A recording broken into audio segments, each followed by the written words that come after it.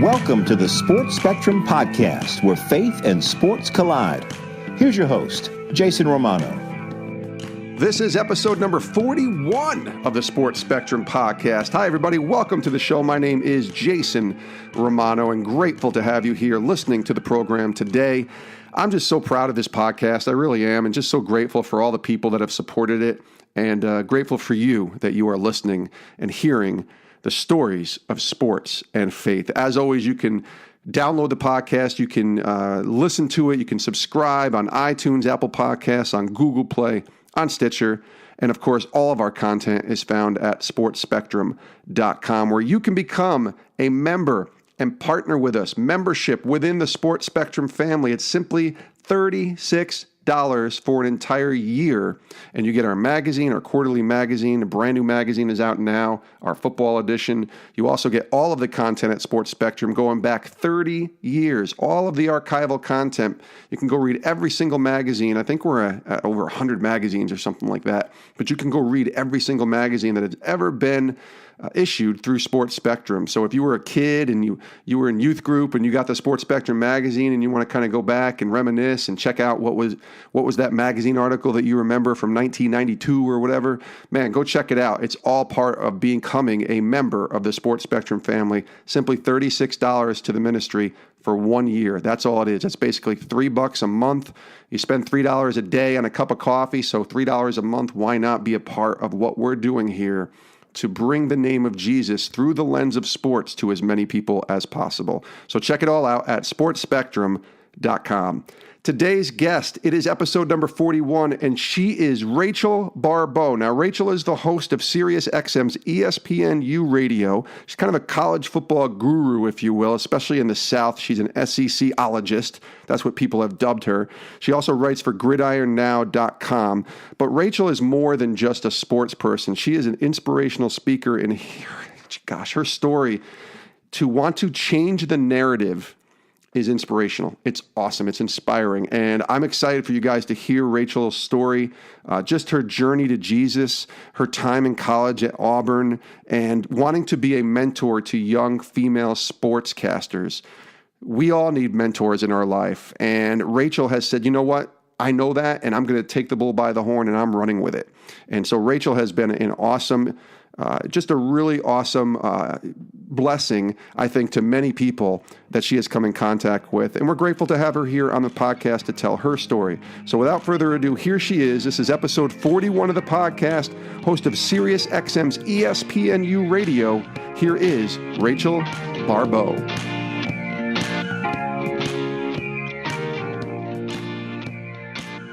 Rachel, how are you? I'm doing well, my friend. It is great to talk with you. Now, you and I first met, I think it was a couple years ago or last year when you were doing a show with Brad Hopkins and we talked a little NBA Finals and some Cavs and Warriors. I think it was 2016. And I really enjoyed talking to you. And I remember I could sense something, that there was something different about you. And just getting to know you a little bit on social media and doing my research, I realized that you're more than just a national sports talk radio host at Sirius XM, and certainly a writer and doing all the stuff you're doing with Gridiron Now and a motivational speaker. But your mission, truly, as I've come to see it, is to help and serve others. So let's start with that. And let's talk about that for a moment and where that desire to serve originated from. I think the more that you see in me is my faith, is God. I believe that we are a direct reflection of Jesus Christ and God. And I think that that's the way he intended it. And, he was the greatest servant of all. After I've been a Christian since I was young, in my teens, and then rededicated my life in my late 20s. And I think that's what you see. I think that's the desire to serve. And I've been so fortunate in my life to meet some amazing people who really changed the course of my life. And they were the same type of people. They served others. They gave it their all, especially when, times were really tough and life didn't really call for them to do that, considering all the circumstances. And, I've just been so fortunate. And I've been a sponge around these people. And I figured out at a young age what I think, Jason, so many people search their whole lives for, And that is, for me, it's the secret to life. And it's just not about you. You weren't born for you. You weren't born to, get the money or the cars or the prestige or the girls or the, guys or whatever it may be. You weren't born for you. You were born to serve others. You were born to leave a legacy on this planet and in your life, and you were born to help others. And I think, once I learned that from these amazing people in my life and then also my faith, my life has just been extraordinarily rich. I say to people all the time, I'm a millionaire. Like, I am a billionaire for all intents and purposes because of the people that love me and that I get to love. Like, I am the richest person on the world, and no currency could ever count that. I love hearing that. Now, I want to talk a little bit about, you mentioned your faith, and you mentioned how you accepted Christ when you were younger, but then rededicated your life in your mid-20s or late 20s. Tell me what that moment was like in that time before your rededication, and then what it was exactly that kind of spurred you back into a faith with the Lord.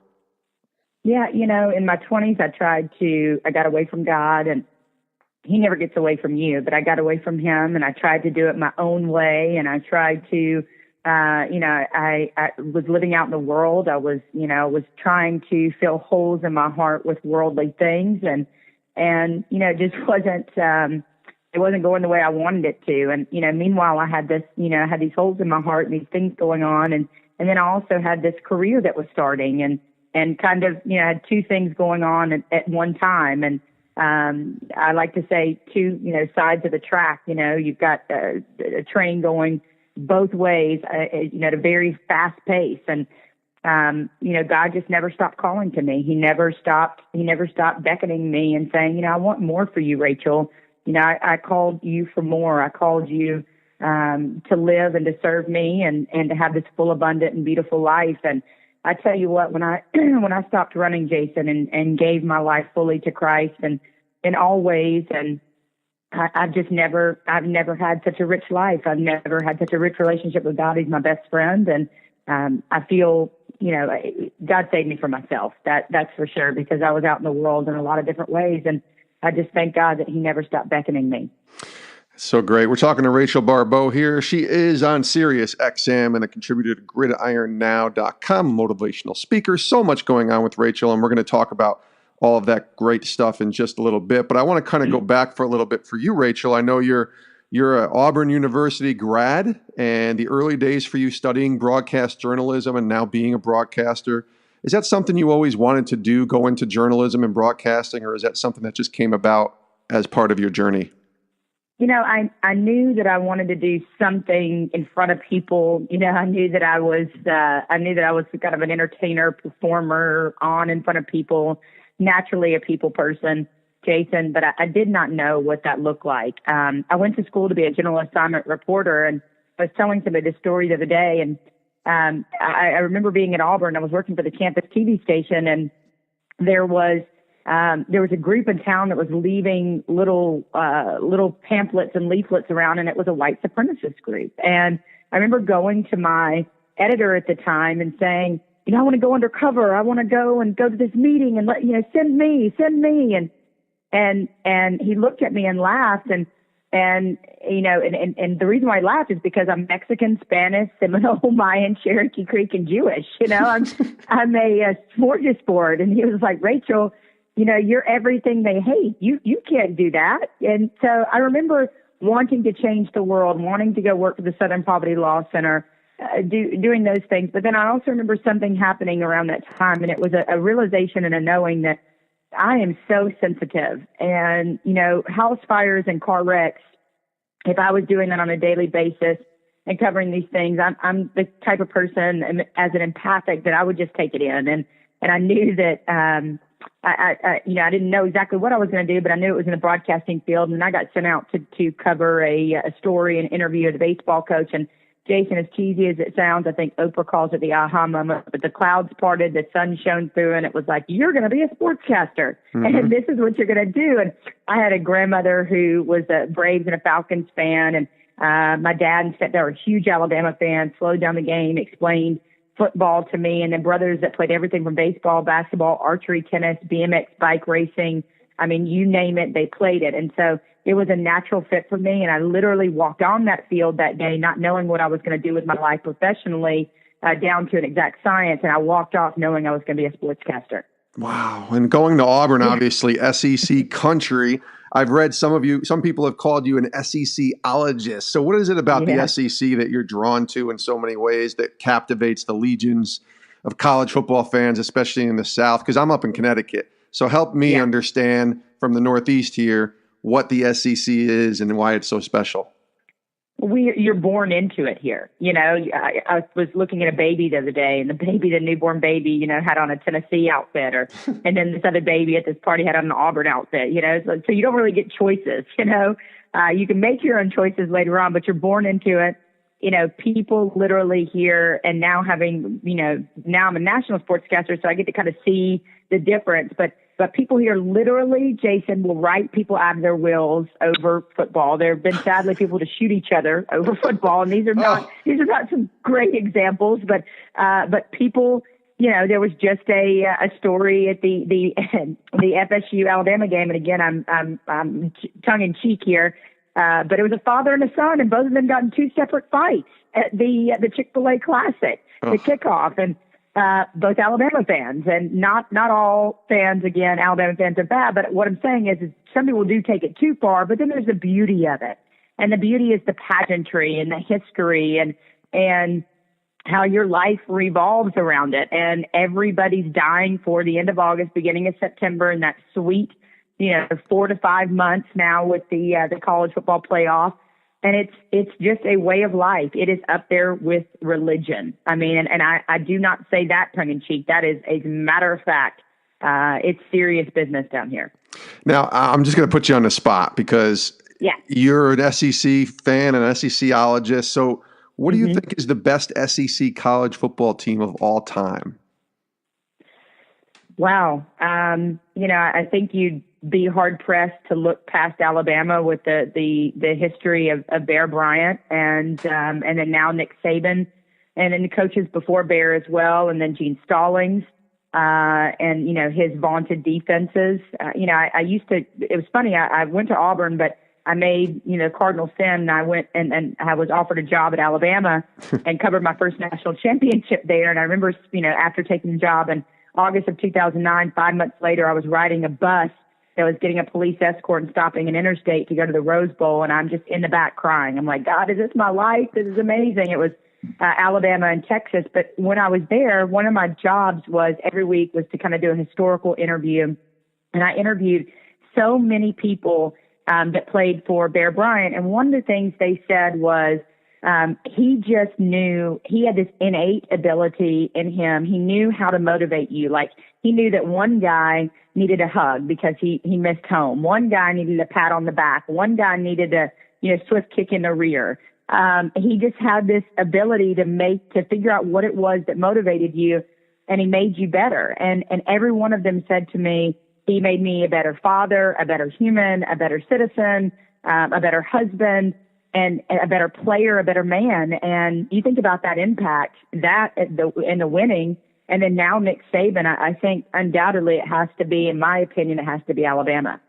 I'm very surprised you didn't say the 2010 Auburn Tigers.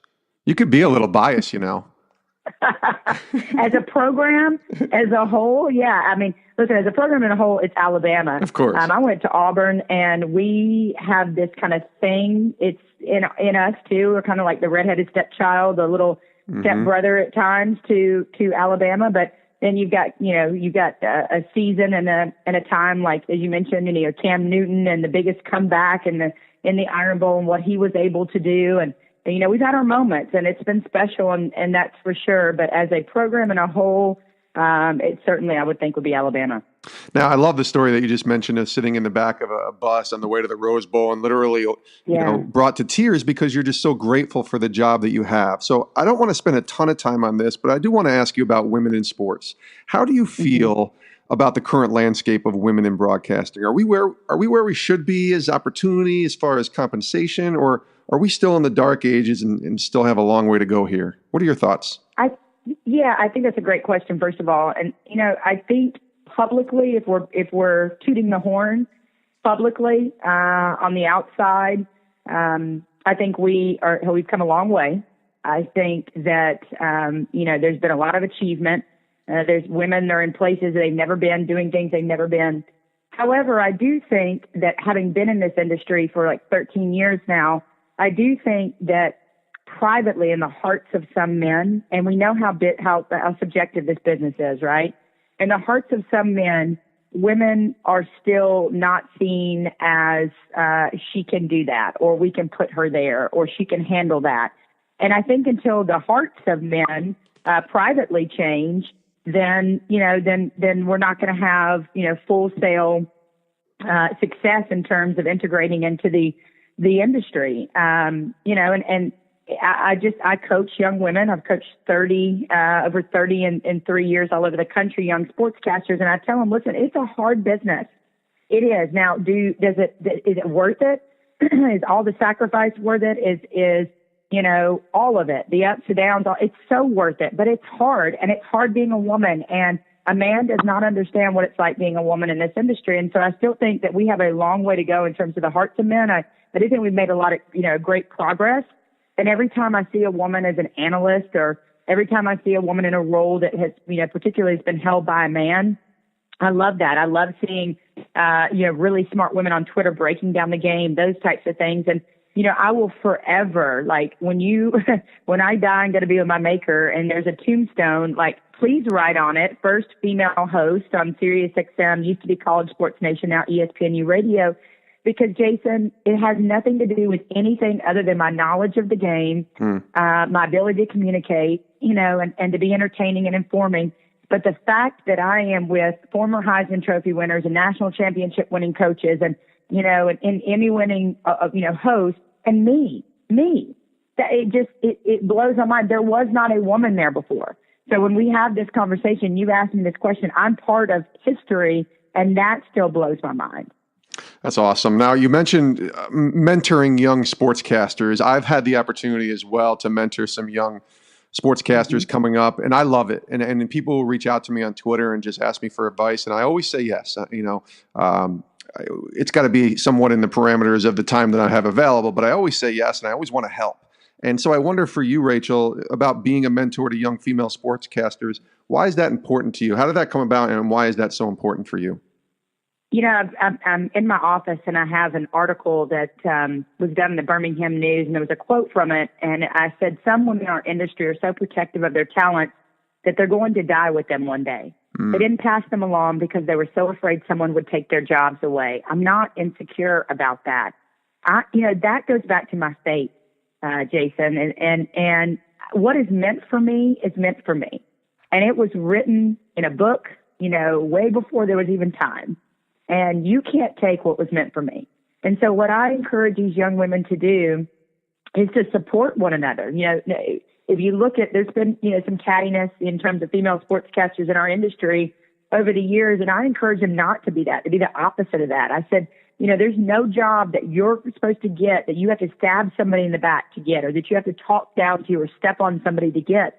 And the more we help each other, the more we lend a hand, the more we grow and mentor one another, the better off we are. I have no greater joy in the world when I see one of these young women get a job or do well or have success or use the advice that I gave them. Some of the best phone calls I've ever gotten, and there's probably been about 20 of them, are these young women calling me, sometimes before they call their own parents, to tell me they got the job. And we cry and we scream together and we jump up and down like little girls. And there's no greater joy for me because, like I said, it's not about me, and this life that I've crafted for myself and that God has crafted for me. That's the tenet, that's the foundation of my life. So if I can pour into another being and they have success and they have joy, that's success to me. Why do you think you say the word success, and I hear it and I see it a lot, and we look on social media and we kind of live these lives of people who are in the spotlight or whatever, who've worked at, big places like ESPN or Sirius XM or any of those. And why do you think we have such a problem? And I say we as in a general sense, not you and I, but just why do we have such a problem with sharing our success? Are we that afraid that others might take the job that we have right now? Is that why so many people struggle with sort of giving away knowledge or sharing, what helped them get somewhere with others? I do think it goes back to what I was talking about a moment ago, and I think it's insecurity. I think when you aren't, you're either insecure in your own talents, you're insecure in your own knowledge or whatever that may be, or you're insecure and scared to death that somebody may take that from you. I think, listen, somebody very wise once told me that there are only two emotions that we can operate out of. Out of every emotion in the world, there are only two, Jason: fear and love. Everything you ever do, everything you ever say, every action you ever take, every reaction everyone you have is either done through fear or it's done from a place of love. And I think that there are a lot of people that don't even know that they're operating from a place of fear. And so they're, or they haven't figured out, and that fear, it goes along with this, they haven't figured out that secret to life like you and I have and so many others have, that when you share, when you give, when you pay it forward, when you serve, like serving to me is the most joyful, beautiful thing to help others. And, I tell I go and visit with football players in a program called Changing the Narrative. And I tell them all the time, I know some of the richest people, like richest in terms of dollars and cents in their bank account. And they're some of the most miserable people. They're some of the saddest people in the world.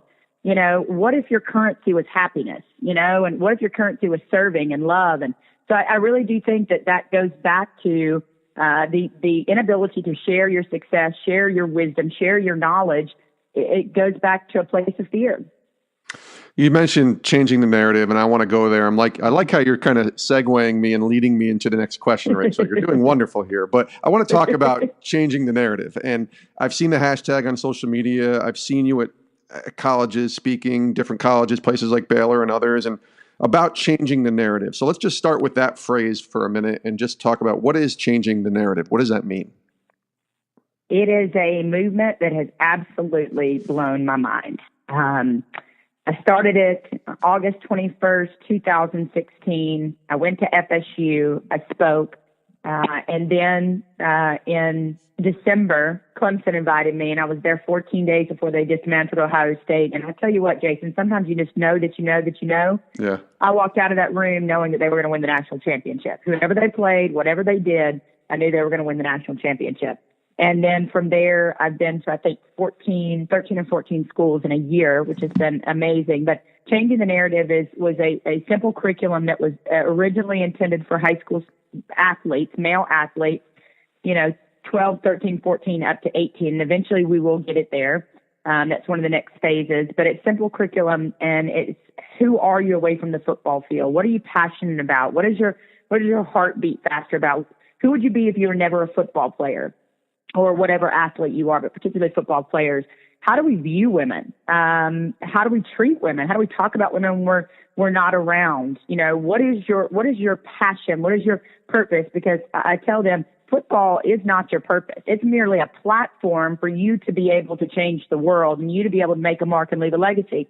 So originally it was intended for high school students, but then a very good friend of mine, Dr. Kevin Elko, which he would make a fantastic podcast guest, and he's a famous sports psychologist, works with NFL teams and college teams. I think has over 30 national championships underneath his belt of the teams he's worked with. He called me and said, "Hey, by the way, I'm going to get you in at FSU." And I'm like, "What?"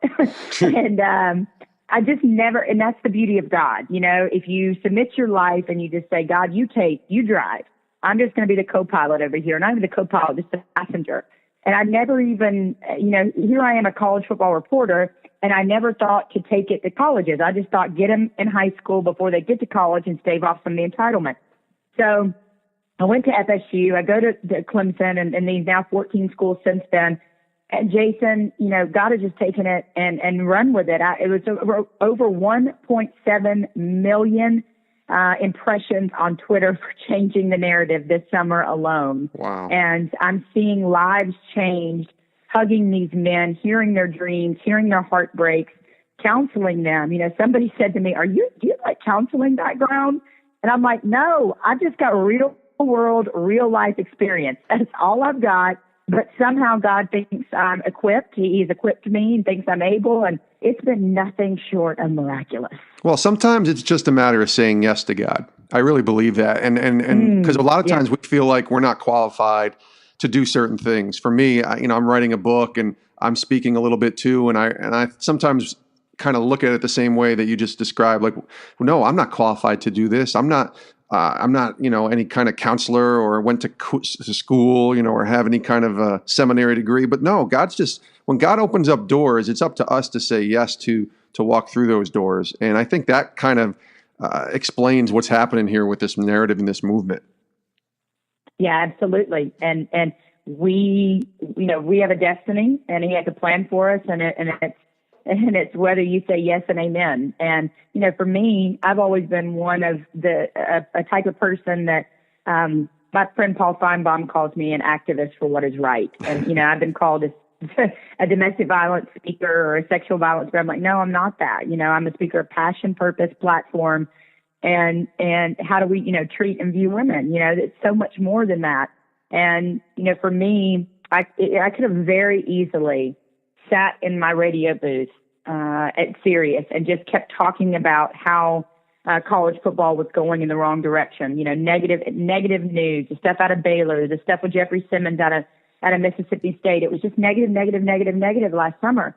And so instead of just saying, hey, it is what it is, just keep talking about it and keep, talking. If it bleeds, it leads. Talk about the negative news. I said, no, I'm going to actually do something about it. I'm a do something girl. And I guess God took that do something and took it and made something I could have never even imagined. Well, I want to embarrass you a little bit here because you sent me a note on social media recently from one of the people that heard you speak. And I want to read a portion of it, if that's okay with you, and just to get an idea of the impact that this movement changing the narrative is having. Now, it reads this. It says, "Hi, Miss Rachel. I just wanted to take a moment to tell you I appreciated you taking your time to come talk to us today. A lot of these guys won't take to heart the things you were hitting on, even though they need to. I really admired your tenacity, your dedication, and your passion. You are clearly a very strong woman, and you opened my eyes today. I always thought I treated my girlfriend incredibly well. We have dated for 4 years and some change now. I feel I always do a good job in my relationships, but I think I had held back some because I felt I wouldn't get back what I put in. But that's selfish, and it's not about me, just as you said. Thank you so much. Your exercise you did stuck with me as well when you made us close our eyes and picture who we respected most. I closed my eyes and saw my mom, and I realized I respect her that much because she already does everything as if it's not about her. She has mastered that trait completely. Thank you for helping me mature and develop into a better man." And your response to me simply was, "That's why I speak." Now, I've encountered similar responses from times I've spoken as well to groups and churches and shared my story. Why is it so important for us to share our story and be open to giving people a peek behind our curtain? I was crying when I heard that, and I've read it 100 times. Yeah. I think because we're here for each other. That's what life calls us to get in the ditch sometimes. Life calls us to give somebody a hand. Life calls us to get involved when the world and your flesh says, just keep going, just don't look the other way. And, I believe that we're here for each other, and the essence of these young men, these college football players that I've been on campuses and heading to 5 more before the end of the year. What I've learned is they're dying for you to know who they are outside of being a football player. They're dying for you to know who they are. And there's somebody's son, somebody's grandson, somebody's nephew, somebody's brother. And, I think what happens for me, because I did say yes to God, is I'm not a coach, Jason. I remind them either their aunt, their big sister, sometimes their mom. Yeah. And so they feel safe in telling me their stories. And, there was one young man at a school, and doesn't matter where, and he waited until everybody left. And this generally happens. There's one that waits till everybody leaves, and then they sit down next to me and they start telling me their stories, or they'll start crying, and then I start crying, and it's just the two of us. And this young man told me that he had withdrawn from everybody emotionally, that he was causing trouble on purpose, and that his coaches thought that he was a troublemaker, and they thought that, he was about to get kicked off the football team. And he said, choking back tears, and he said, "But what you don't know, Rachel, And what they don't know is that my mom was sexually assaulted at an apartment complex, and there were people that could have helped her, and no one helped her. And I'm so mad, and I'm so depressed. And I told him, I said, you got to promise me you're going to get help. You got to promise me that you're going to go and talk to your coach. And he agreed. And I got a text message a couple of days later, and the coach said, this young man came and told me everything, and he's agreed to get counseling. And he said, Rachel, if it had not been for you, we might have lost him. Wow. That's powerful. And that's why it's worth it, right? That's why it's worth it. That's why it's worth it. Yeah. That's why it's worth it. And a friend of mine, Cecil Hurd, a famous columnist in Alabama at the Tuscaloosa News, said, Rachel, it's so much bigger than just the men you're affecting in the room. He said, think about it this way. If one young man goes and changes his life and breaks the cycle of emotional abuse, physical abuse, abusing alcohol or drugs, think about his kids and their kids and their kids. They're raising up future kings and queens, because I call them to be a king. The whole thing I say to them is, your whole life, you've been told you're special. And that's wonderful. I'm not saying you're not special, but you've probably, people have let you slide. They've told you you're amazing. They've told you your worth is football, that your worth is tied to football. And I am here to tell you it is not. And so what I call them to do is to be a king. And so the world has told them, and fans have told them, and teachers and whatnot, and coaches have told them to be a king on the football field. I'm calling them to be a king in every facet of their life, with their word, with their time, with their effort, with the way they talk about women, the way they treat women, all of those things. And I say, listen, I want you to be the kind of man that looks in the mirror every night and says, I am proud of the man that is staring back at me. I was a king today in this way, this way, this way, and this way. And if there's a way that you are not a king, go fix it. Go own it. And so I'm really calling them to be the man God created them to be, and walk in all their kingness. And it's been astonishing, the results. Couple more minutes here with Rachel Barbeau, host of Sirius XM's ESPNU Radio, along with many, many other things. And Rachel, you've talked about impact and the impact that you're having on these college students, and I love it, and it's wonderful. But there's another side and another example of impact and how you've helped sort of raise awareness and the relationship that you had with the late Kevin Turner, a former NFL player who played with the Patriots and the Eagles and other teams. I mean, Kevin Turner, was this big, strong, burly guy who played in the NFL for many years, and unfortunately succumbed to ALS, among other ailments that he had during his career. And you have this relationship with him. I was watching a TED Talk from you on YouTube, sharing the story of your relationship with Kevin Turner. So tell us about that, why that was so important to you, and why you were moved to do something to make an impact. Yeah, Kevin walked into my life, and another God wink. Yeah. Kevin walked into my life, I think it was back in 2011. I had started a segment called Pay It Forward Friday, because as you know, in the radio business, if it bleeds, it leads. Mm-hmm. And I did not want to leave on Friday without leaving people with some sort of goodness to marinate on. And people would tell me this segment, they would say, I took the long way home for you, or I sat in my driveway, or I cried the whole way home. Or, I let my kid listen in, those types of things. And so we had a lot of people like John Coyle, who played for Bear, Brody Crowell's father, defensive end. He decided not to go to the NFL, Jason, and decided to open an orphanage for boys. And 30 years later, they've taken in over 3,000 abused, abandoned, orphaned children, given them a last name, a college education.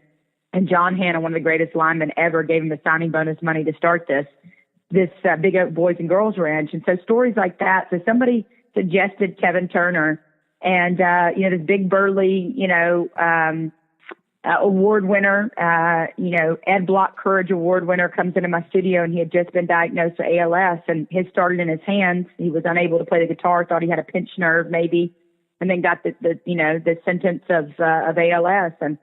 And he came in, and he just blew my mind. And we had an experience, a moment in that studio in which I felt sorry for him. And I didn't want to feel that way, Jason, but I did. And he picked up on it. He spoke so succinctly to me, but he was on the radio at the same time. And he said words I will never, ever forget. And I live my life by this. He said, don't you feel sorry for me? He said, you could step off a curb tomorrow and get hit by a bus. He said, I got a heads up on my life. I say I'm sorry. I hugged my kids. I lived my life to the fullest. And I thought, wow. Yeah. And not only was he that in the face of this disease, he was funny, right? He never lost his humor. He was funny. He was hilarious. And in which life would have been totally fine with him just pulling the covers up over his head and saying, I'm done. I'm out of here. I'm done. And he went to Congress to fight for other victims of ALS and research and started his own foundation. And I just remember when he walked out of that studio that day, he walked down that hallway, and I tell these players and I tell people, I knew my life was never going to be the same. And I knew I was going to fight for him. And a couple of years later, 2014, 9 people, including myself, I had a tiny little crazy idea to climb Kilimanjaro for Kevin.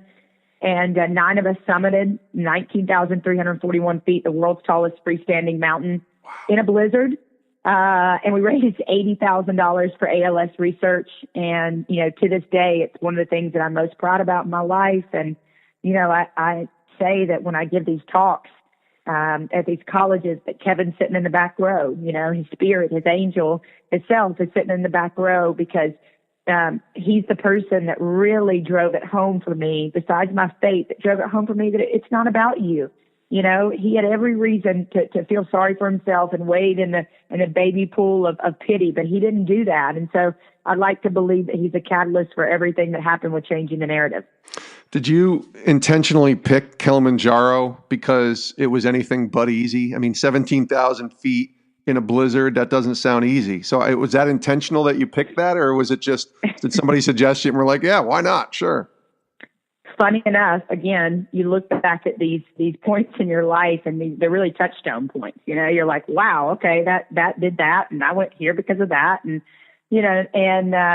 I had planned a fundraiser for him in Atlanta, and it went okay, but it didn't go great, right? And I'm not, as you can probably tell by now, I'm not an okay gal, and it was probably 60% capacity. I'd done everything I could to make it great, and I was sad about that. And I went home that night and fell asleep on the couch, and I woke up and there was a documentary of Kilimanjaro on the television, and frankly, it looked miserable. I mean, it's not pretty.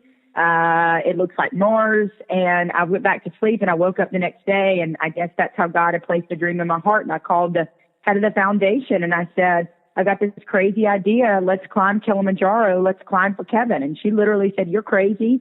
But you're my kind of crazy. And she said, let me clear it with legal. And, 5 months later, there we were, climbing up Kilimanjaro. Wow. I'm just picturing what that's like. I mean, can you take us inside a little bit? I don't want to spend too much time on it, but just what is that like to walk, to climb up, to hike up Kilimanjaro in a blizzard? That's got to be amazingly difficult, I would think. Yeah. So the blizzard hit about 17,000 feet. So we were able to acclimatize in a village, which not many people get to do. We were able to acclimatize in a village nearby for a couple of days, and we got dropped off at 6,000 feet. So the first day we go 6 to 9, 9 to 12, 12 to 15, 15 to 17. You get there around lunchtime, and they tell you to relax. You're like, relax. 1, I'm on a glacier. 2, the weather had just started, okay? And so, it just starts snowing, and we're thinking it's just going to be a light dusting, and that's okay. And no, that wasn't the case. And, so they tell you to eat and relax, and, you're scared to death. And the next thing is summit day, and you leave at midnight. And I'm firmly convinced the reason why you leave at midnight is because they don't want you to see what's up ahead of you. And we went the hardest route, which is just crazy, but it was all for something. We went to the Western Breach, which is like a straight up and down rock face. People have died on it. And it's treacherous when there's not a blizzard, but then when there's snow and sleet and all of that on top of it, it's even more treacherous. And so you leave at midnight and you walk up, you're walking. You're like, I think I can do this. And then all of a sudden you kind of see this wall in front of you. And you're like, oh my gosh. And you just start climbing in front of the person in front of you. And, you're just kind of grappling and it's, it's very slippery. And I slipped and fell. Another girl slipped and fell, and she had to be ice axe arrested. The guy ended up underneath her. And, he very well could have just let her go. But he didn't. He went with her. And she was so moved by his act of, bravery and courage that she ended up sending his children to college. She funded his children to go to college. I mean, that's just amazing. And it's life-changing. But after she had a fall, I had a fall, we still had 17 more hours to go. It was an hour into the climb. And so you're going up the Western Breach, you walk for a little bit, and then it switchbacks. People's lips are blue. You get up to 19,341 feet. You unroll the banner that we had that said, "We climbed Mount Kilimanjaro for Kevin."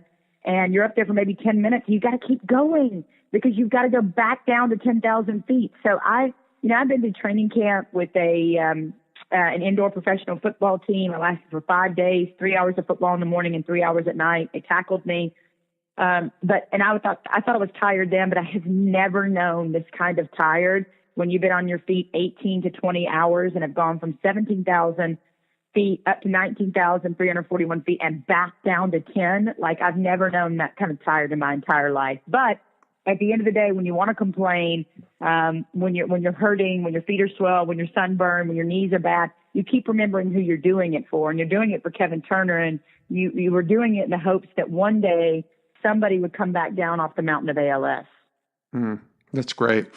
We're going to wind down here. We're talking to Rachel Barbeau from Sirius XM, ESPNU radio host. And Rachel, we do this with all of our guests, and it's our final question we ask. And I just want to ask you simply, what is the Lord? What is God teaching you right now?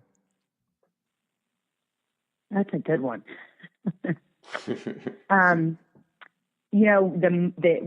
he's at with me right now is for a type A, or somebody who wants to make things happen, who's a doer, who's a leader, not a follower. He is having me rest in him. And he is teaching me to be still and know that I am God. And it is a beautiful lesson right now in my life, and that he has got full control over my life. And I've always known that, Jason. I've always, subscribed to that. But recently in my life, he's just showing me more and more how he gives us the gift of free will, right? He gives us that, and we can do whatever we want. But I do love the verse, Romans 8:28, that he's in all things, right? He doesn't work in just the good things and the happy things and all those. He's in all things. So whatever decision you make, and maybe it's not exactly what he had intended for you, he's still going to be there. There's still going to be a lesson. There's still going to be there's still going to be something that you can take from that and you can grow from that, another touchstone point. So what I'm learning is, in all my go get it, is to really rest, that his yoke is easy, to get up underneath his wing and just let him guide me. And especially, I look back at my life and the most beautiful things have manifested from when he was in control, and I was just resting and being still in his presence. She is Rachel Barbeau. You can hear her on Sirius XM's ESPNU radio, talking college football, and of course, a contributor to Gridiron Now, and really everywhere she is doing a lot of great things with changing the narrative, and TED Talker, ALS advocate. Check her out, RachelBarbeau.com, Rachel Barbeau, BARIBEAU.com, and give her a follow on Twitter at Rachel Barbeau. She's a great follow and doing some awesome things. And we're grateful to have had you, Rachel, here on the podcast. Thank you so much for joining us. Thank you, my friend. It was just an absolute treat and treasure. And we do thank Rachel Barbeau for being a guest here on the podcast. Really enjoyed her story, really enjoyed her heart. Not only the heart for helping others, but her heart for Jesus. And I just love that she just wants to do good. She wants to give back. She wants to be a mentor. She wants to tell stories that can inspire people. She wants to help people. And that's it. That's pretty simple on what it is to be a believer in Jesus Christ. It's to love God and love others. So start with your relationship with the Lord, and then, man, just pour it all out to others. Just give away everything that has been given to you and help others. That's what it's about. That's what Jesus called us to do. He called us to lay down our lives. He called us to deny ourselves, take up the cross, and to follow him. So I love Rachel's example of that. She's living that out, and I'm just grateful and thankful for her being here on the Sports Spectrum podcast. We are grateful and thankful for you as well. We thank you for being here. We look forward to seeing you next time right here on the Sports Spectrum podcast.